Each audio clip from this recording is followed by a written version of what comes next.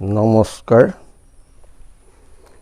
বহুত দিন ধৰি কৌতুক কোৱা নাই। আপোনালোকে ভাবিছে সেইটো মৰিলে নেকি বুঢ়া? নাই মৰা।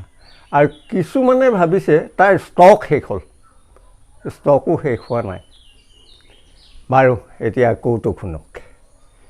মানুহ এজনৰ গা ভাল নাই, ডক্টৰৰ ওচৰলৈ গৈ ডক্টৰক কৈছে মোৰ গাটো একেবাৰে ভাল নাই, বৰ দুৰ্বল, অকণমান ভালকৈ চাই দিয়কচোন। তো ডক্টৰে ভালকৈ চালে, চাই পেলাই কৈছে যে চাওক মই দৰৱ দিছোঁ, অকল দৰৱৰ ওপৰত আপুনি নিৰ্ভয় নকৰিব, আপুনি জীয়া মাছৰ জোল খাব লাগিব আৰু আপুনি এসপ্তাহৰ পিছত মোৰ ওচৰলৈ আহিব আৰু আহি ক'বহি ভাল পাইছে নাই। তো এসপ্তাহৰ পিছত মানুহজন আহি পেলাই ডক্টৰক কৈছেহি যে চাওক মই একেবাৰে আগৰ নিচিনাকেই আছোঁ, একো ভাল পোৱা নাই। বোলে আপোনাক মই জীয়া মাছৰ জোল খাবলৈ কৈছিলোঁ, খাইছেনে? বোলে খাইছোঁ। কি কি মাছৰ খাইছে? বোলে মাগুৰ, শিঙি, কাৱৈ, গৰৈ এনেকুৱা মাছ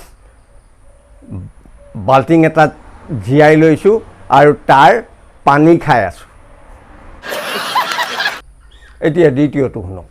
এজন মানুহৰ গা ভাল নাই, মদ খাই খাই বেমাৰ হৈ গৈছে।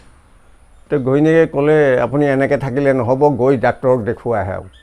জোৰ জুলুম কৰি পেলাই ঘৈণীয়েকে ডাক্তৰক দেখুৱাবলৈ পঠিয়াই দিলে। ডাক্তৰক দেখুৱালে।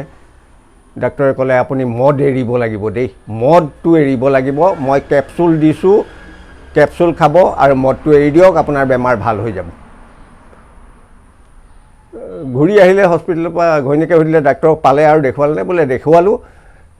কি কৈছে ডাক্তৰে? ডাক্তৰে কৈছে যে মদ এৰিব লাগিব আৰু এই কেপচুল দিছে, কেপচুল খাবলৈ কৈছে। তো গধূলি হ'ল, মানুহজনে পূৰা মদ খাই ঘৰলৈ আহিছে। তো ঘৈণীয়েকে ক'লে বোলে আপোনাক ডাক্তৰে মদ খাবলৈ মনা কৰিছিলে নহয়।